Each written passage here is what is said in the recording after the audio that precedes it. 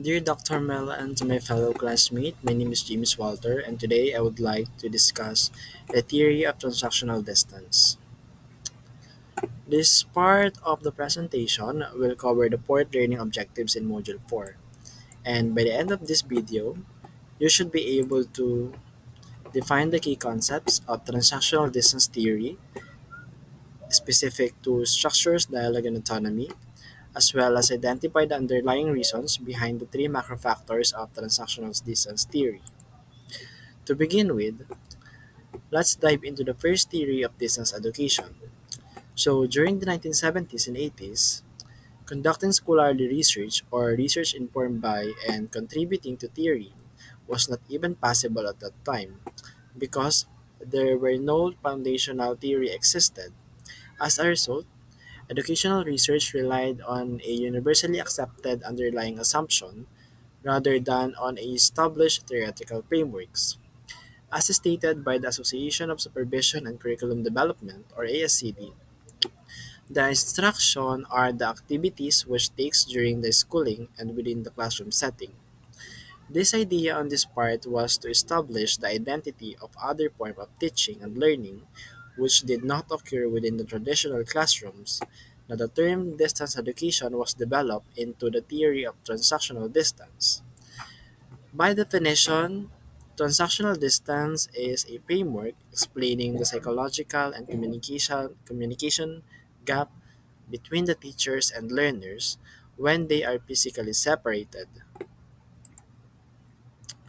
The argument for a specific theory of distance education was first made in the following terms in a presentation to a conference about correspondence education. As the theory of distance education emerging, Michael Moore emphasizes the centrality of developing a strong theoretical foundation for the emerging field of distance education instead of focusing only on practical delivery methods. Moore begins by acknowledging that education is growing beyond the walls of conventional schools and universities.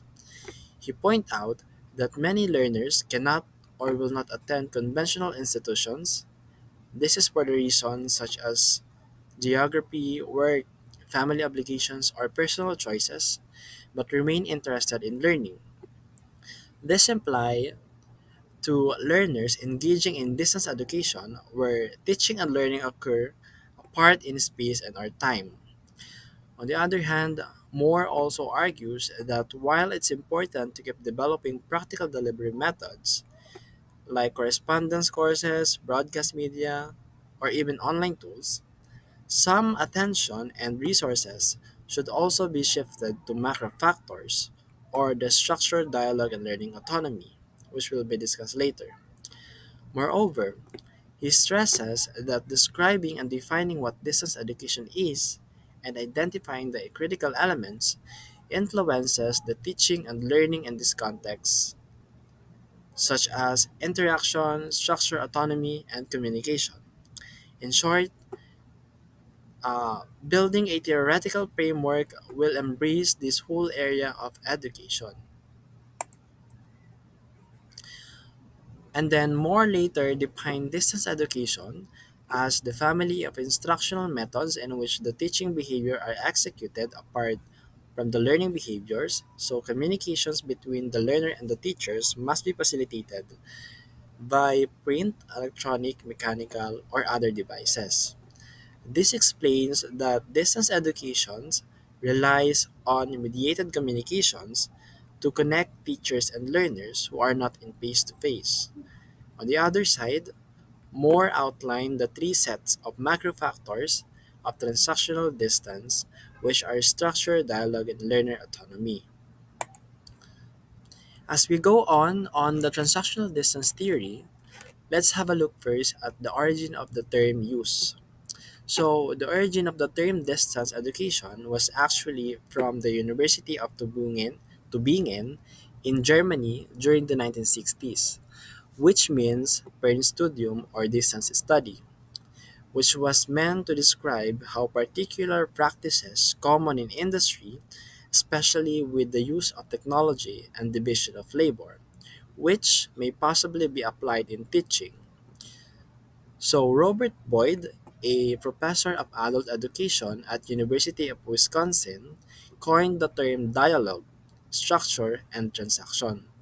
The term dialogue was chosen instead of interaction because he argued that the latter term includes relationships that are manipulative and negative, and that a better term would define the solely constructive exchanges that are essential in teaching learning relationships. Boyd also was first to use the transactional distance in his 1980 Handbook of Adult Education, which originating with John Dewey, the concept of transaction. It says that it connotes the interplay among the environment, the individuals, and the patterns of behavior in a situation. Thus, the transaction in distance education is the interplay of the behaviors of teachers and learners in environments in which they are in separate places and have to communicate through a technology or through a use of technology. And now, 1970s is where more developed the transactional distance theory. Again, by definition, it is a psychological and communication gap between teachers and learners when they are physically separated. So, more using Boyd's terminology, he came up with a diagram representing the three macro factors or components: the structure, dialogue, and autonomy. First is structures or the lessons. So, according to him, learning must well planned, organized, and crafted. Structure is where objectives, content teams, implementations, and evaluations procedures are able to meet a particular learner's program needs. On the other definition, it is the design of the instructional program, specifically how well the course is organized, planned, and predetermined.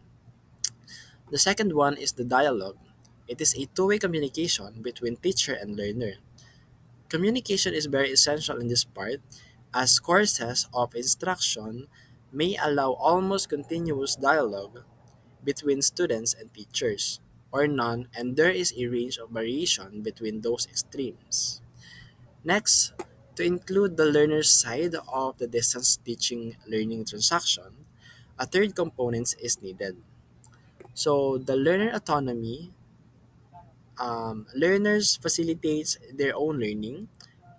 The teaching learning relationship, it is the learner instead of the teacher who determine the goals, the learning experiences, and the evaluation decisions of the learning program. Learners have the capacity to take responsibility and thus direct their own learning, particularly in contexts where structure is high and the dialogue is limited. To better understand the theory, let's have a look at the diagram created by Moore. So, the variables of dialogue and structure determine the transactional distance in this graph. As, as structure increases, the transactional distance increases also.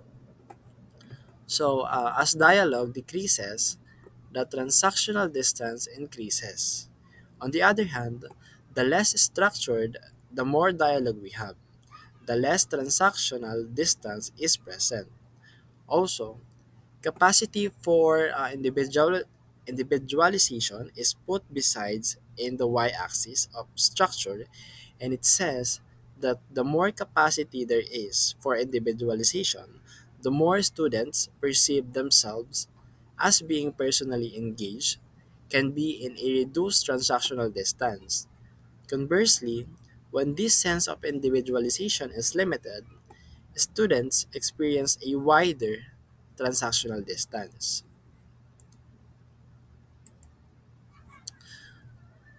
So, this is a broad example of a typical programs of technology use, how that affect transactional distance, particularly in the 1970s.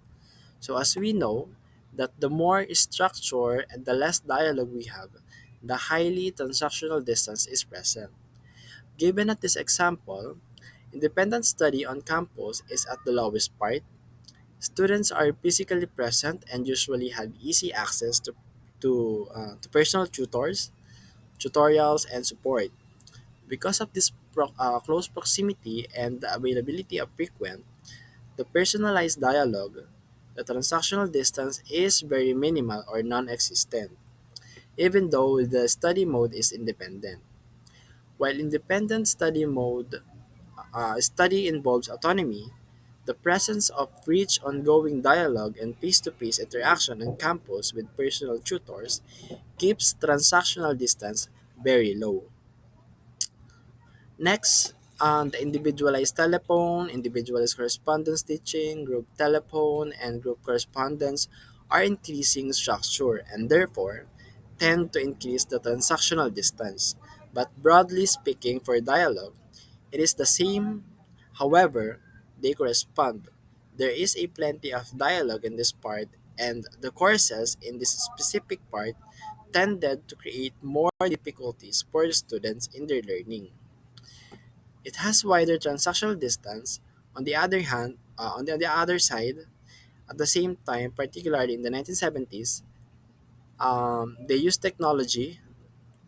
They have program instruction, computer assisted instruction, dial access, audio tapes, TV, radio, textbook, which are completely unpersonalized, and the textbook, the self-directed independent reading, it has higher transactional distance because they offer content without interaction, requiring learners to exercise greater autonomy to bridge the communication gap.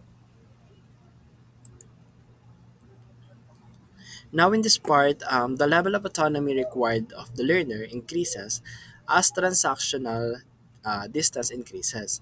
So, the learners are required to exercise the higher level of autonomy. Consequently, if it is identified in advance that the intended learners possess a strong inclination toward autonomous learning, the course may be intentionally designed to reflect this. For example, by employing a more rigid structure and reducing the level of dialogue, thereby widening the transactional distance. For instance, a program with a reduced transactional distance is likely to appeal more to students who lack confidence in their ability to manage their own education. However, more independent learners are more at ease with less dialogue. So, more structured course materials and the ability to gather knowledge and make their own judgment about what degree to study. Perhaps learners have more chance to exert the autonomy the farther they are from the transactional distance. So this is the 3D model representation of transactional distance. So transactional distance can be viewed as a tiered platforms as one step away from the origin, the dialogue structure. The steps also increases in height or autonomy. So the structure axis measures how rigid or flexible the course is. So the dialogue measures the degree of two-way communications of learners teachers and learning autonomy permitted or required by the teaching method. For instance, high structure plus low dialogue means learners must rely more on their autonomy. If autonomy is low, transactional distances is increases. If low structure and high dialogue, it encourages collaborative and flexible learning, often leading to a lower transactional distance, even if autonomy is moderate. Moreover, if high structure plus high dialogue, it can work well for learners with moderate autonomy.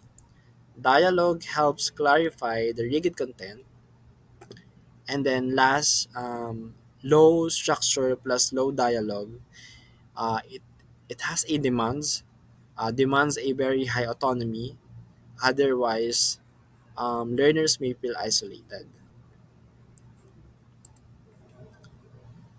So, in summary, transactional distance theory offers a very comprehensive framework that outlines the three variables: the structure, dialogue, and autonomy in the distance education pedagogy.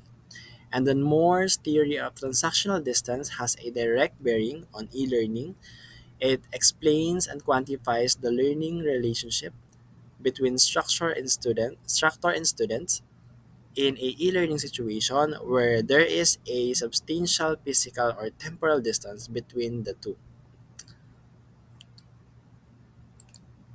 So that's it for my topical presentation. For more fruitful discussion, I'd like to invite you to answer the discussion topics. In asynchronous courses, how substantive dialogue be facilitated to decrease the transactional distance without exerting pressure on the facilitator or teachers. With the advancement of educational technology, in what ways the technology can be used in a structure to support learners with low capacity for independent learning without being too rigid. For reference, and that's it. Thank you very much. Thank you for your listening.